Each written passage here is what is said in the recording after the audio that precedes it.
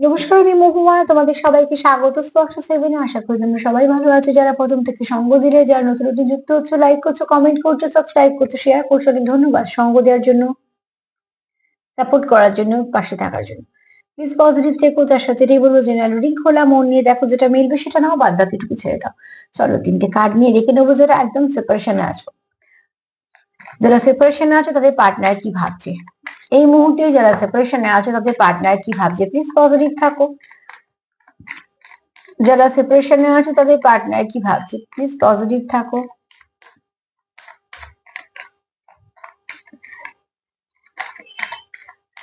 যারা সেপারেশনে আছে তাদের পার্টনার কি ভাবছে। ওফো,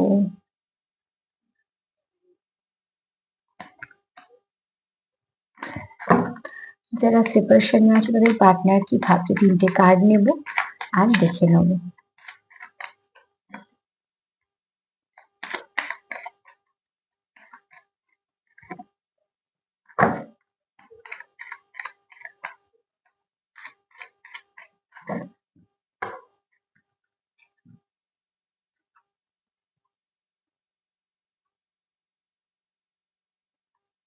যারা সেপারেশনে আছো, তারা ভাবছো যে যে সম্পর্কটার মধ্যে অনেক কিছু সমস্যা হয়ে গেছে, বা তোমরা আহ অনেক কিছু ফেস করেছো, যে সম্পর্কটা অনেকটা ড্যামেজ হয়েছে, সেখান থেকে তোমরা চাইছো তো সেটার উপর কাজ করতে, কিন্তু আবার রিপেয়ার করতে, ঠিক আছে।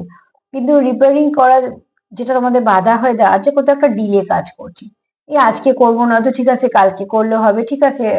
তুমি ভাবছো সে হয়তো কোন রকম কোনো চেষ্টা করবে, যোগাযোগ করবে, সে ভাবছে তুমি করবে, যোগাযোগ করবে, এই এই করতে করতে তোমাদের মধ্যে একটা ডিলে হয়ে গেছে, যে আজকে না, ঠিক আছে কালকে করবো বলতে বলতে তোমাদের সময় যাচ্ছে।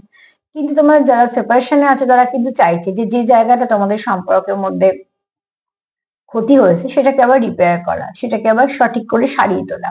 এখানে কেউ তোমাকে মিস করছে, ঠিক আছে।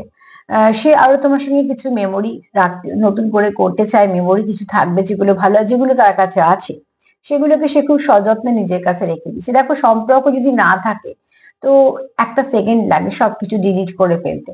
সেখানে এক সেকেন্ড লাগে জেনেও যখন আমরা সেগুলোকে সন্তর্পণে গুছিয়ে রাখি, তার মানে সেগুলো আমাদের কাছে দামি, কারণ সেখানে ইমোশন মিশে আছে।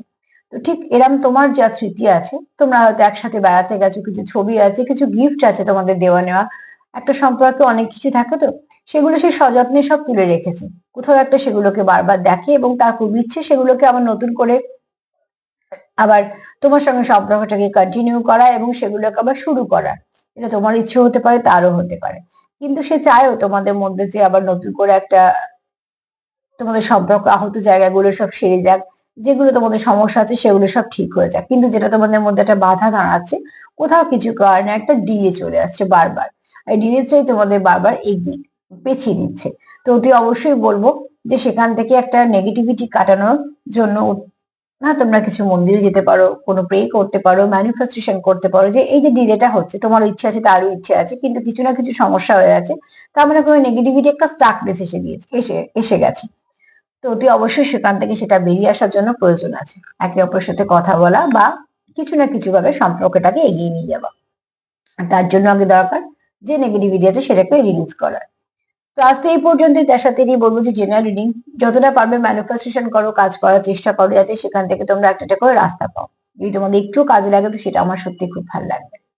আর তার সাথে এটাই বলবো যে প্লিজ পজিটিভ থাকো, সেলফ কেয়ার, সেলফ লাভ করো। যদি আমার প্রোগ্রাম তোমাদের ভালো লাগে তো প্লিজ লাইক করো, কমেন্ট করো, সাবস্ক্রাইব করো, সাথে থেকো। সবাই ভালো থেকো। নমস্কার।